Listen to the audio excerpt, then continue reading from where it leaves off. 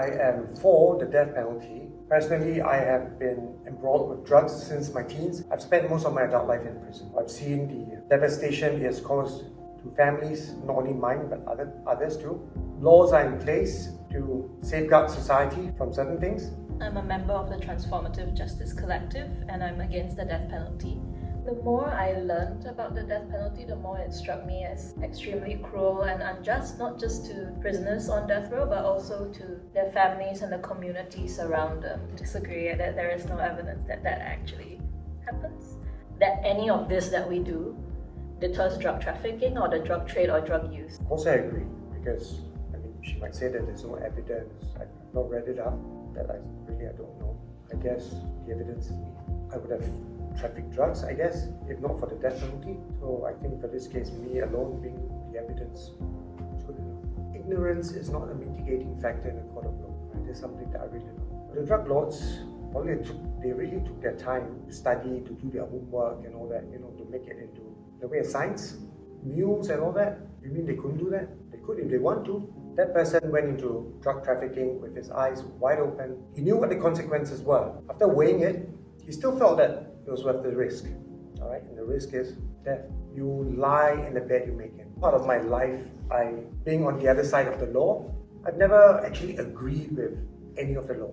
It stopped me from doing what I want to do. It was there as an obstacle to my ultimate goal, having the ultimate fun, which for me was getting high on drugs. I guess after spending so many years in prison, not only looking at my life, the life of others, the devastating effects caused to their families and mine also, the more I think about it, the more I came to the realization that I should not be against these laws. With these laws in place, there's still so much rampant drug trafficking going on. The people who end up on death row are not the people that a lot of Singaporeans think they are. As a young Singaporean, I was completely happy pro-death penalty. They should have known it's the law. And then these 12 years, I just see it's absolutely so different from what I had assumed. So many of them on death row are couriers and drug mules and young men. It was a mandatory death penalty system, right? So if you are found with this amount of drugs, it is presumed that it's in your possession, it's presumed you know what it was, and it's presumed that you are trafficking unless you can prove otherwise, which reverses the burden of proof onto the person who's accused. So the judge cannot look at any mitigating circumstances and decide on the punishment. Actions and consequences. This is I guess, the very basic thing in life everyone should know about. There is, evidence that voluntary evidence-based treatment centers work better than compulsory detention centers, which is what we have right now with the DRCs. Rather than this idea of we'll punish and punish and punish and somehow the problem will be solved, but we've been doing that. The death penalty, mandatory death penalty for drugs has been in place from 1975. We've been doing it for longer than I've been alive. And how many more people? We've hanged 400 plus people for drugs and murder and firearms offenses, but mostly for drugs. How many more people need to be hanged? If there is available evidence around the world that there are alternative approaches that work, I think the whole prison system could be looked at and to really consider what can be improved, what can be done differently to address problems that we want to address injustices done to different people. Last time in prison, you go in, or let's say court sentence you for 10 years. After financing of everything, okay, you're left with this amount of years, okay, you just go inside, you sit in your cell and you wait. Of course, they have those 12-step programs or what, those just very light programs, where it's a waste of time for us, considering you're going 2 times, 3 times, 10 times, it's still the same cost each and every time. Nothing changed. No system, you get locked up. The day of your release, you're let go and then you're all on your own. All the best to you. Whether you re-offend or not, whether you change, your mindset change, I guess they don't care, because the focus was more on punishment than anything else. Because right now it's different. To the best of my knowledge, I'm a prison volunteer. I do a lot of counseling inside there. It's changed now. The past 10, 12, 13 years, there are a lot of agencies out there, and the prison now has this thing called True Care, where it's not only in care but also after care. There will be a lot of follow-up. Yes, that's why prison population is going up. I think ultimately it is not about the programs that prison has or what the support you get on the outside. I think ultimately it is about us. I always believe change must be inward and not outward. Like, yes, I think there is elements of personal responsibility, of course, but there are also social structures and systems that we can change, right? We cannot control somebody's personal decisions, but there are things around them that we can change. It doesn't hurt anybody for us to make these things better, right? So I think it's not just about rehabilitation and individual care, but I think as a society, we all have a responsibility to think about these structures. They saying in Hokkien, they wait, they think that, wow, it's worth it, the money, you're going to get lots of money. So they bet their life on it. But just think, if these laws are in place and there's still so much trafficking going on, honestly, I am afraid to think what our society would be if these laws aren't in place. I think it's not good enough though if we're talking about actually killing people to say that I suspect this works. Of course. So hang you in case, because if we don't hang you it might be worse. But we actually don't have evidence that it's doing what we think it's doing. But people are literally dying. Like, we actually kill them, we take them to the gallows and we hang them. But what there's evidence of is what there's evidence, granted there's no evidence that all this will help. But what there's evidence, and a lot of it out there, is that drug kills. Yes, I don't think that that's something that any of us disagree with. Is that what do you do to protect as many lives as you can? Exactly. I mean, our esteemed Lee Kuan Yew did say before, I would rather hang one than destroy the life of 1,000. But there's no evidence that that one life will destroy the life of thousands in that way. I beg to differ. I mean, if you're talking about it in that same way, then we start hanging bartenders because alcoholism will kill. So I think it's not good enough to say we are going to hang you because hypothetically we think this will do that. Because there's no I evidence. guess it's only hypothetical for people who has not been there and done that. My drug addiction was very bad, very bad. Okay, the group of people that I mixed around with were drug traffickers also. For most part of my life, being a drug addict, of course I was in poverty. But you know what? I didn't traffic drugs. I had the opportunity. My gang at one stage was the biggest marijuana traffickers in Singapore. I didn't do it.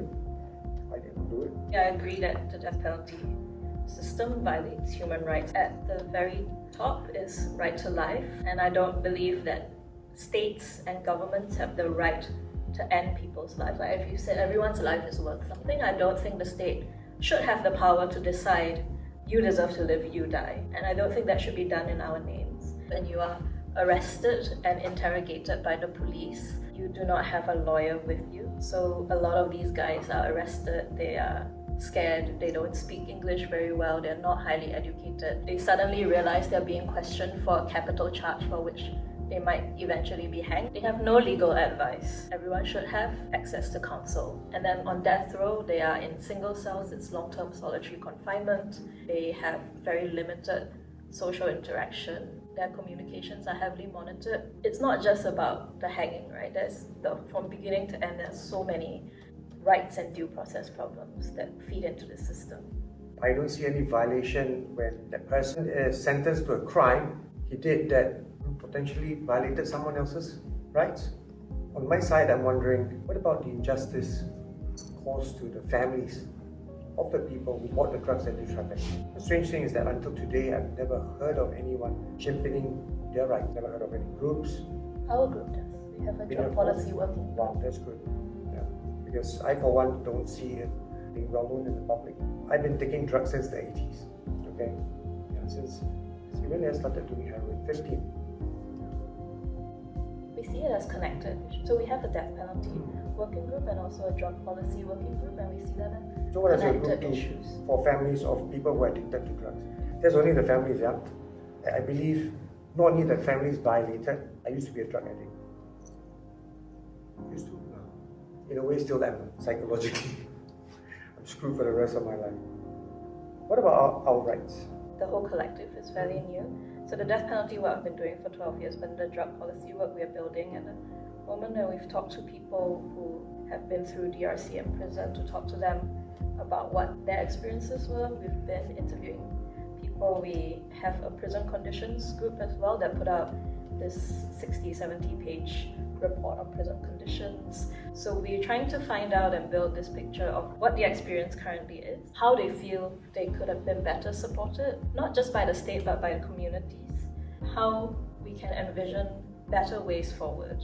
We do find that on death row, it's not always as clear-cut who is trafficker and who is user. In Singapore, we have seen some Singaporean cases. So this year, for instance, we hanged 2 Singaporean men in their 60s.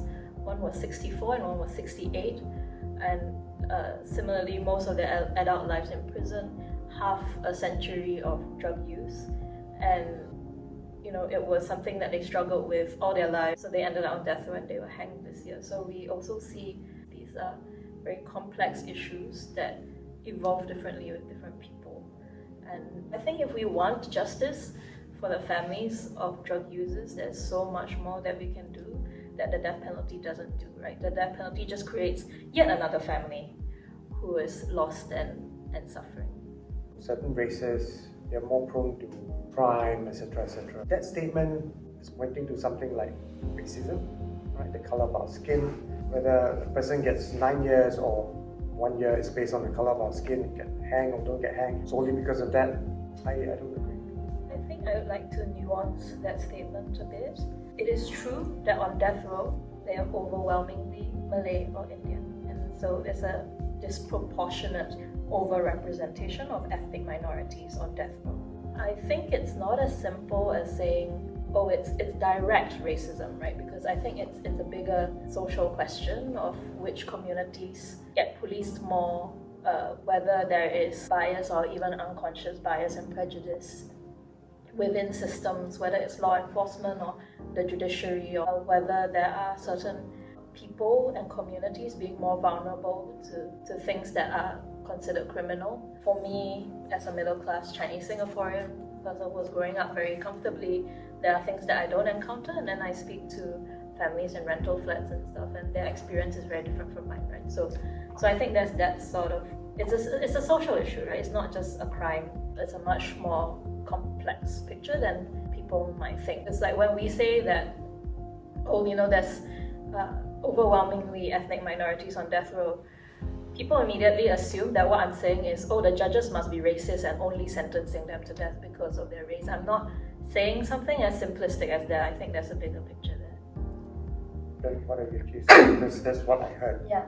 What are you actually saying? Because that's what I heard, yeah. So I'm saying that there are certain communities where there's just much more surveillance and policing. So the chances of you getting caught is higher also. When you get caught, what resources you can afford also. Like if you're from a rich family, you can hire a very good lawyer compared to no lawyer or court-appointed lawyer. Does it apply to people across all races? I mean, you have the resource, you get a lawyer. If you don't have... Yes, yeah. But also that we do see that race is an intersectional issue with class and poverty, right? Like there's also overrepresentation of minorities. And more of them are. More of that race is in prison. Low-income families, there's more. So it's not like, it's not equal. But that's more of a social issue than... It is a social issue. I don't think that's different. But what I heard was, correct me if I'm wrong, that, let's say for example, 10 Chinese go for trafficking, 10 Indians go for trafficking, more of the Indians will get death penalty than the Chinese. Was that what you meant? Because that's what I heard. Okay.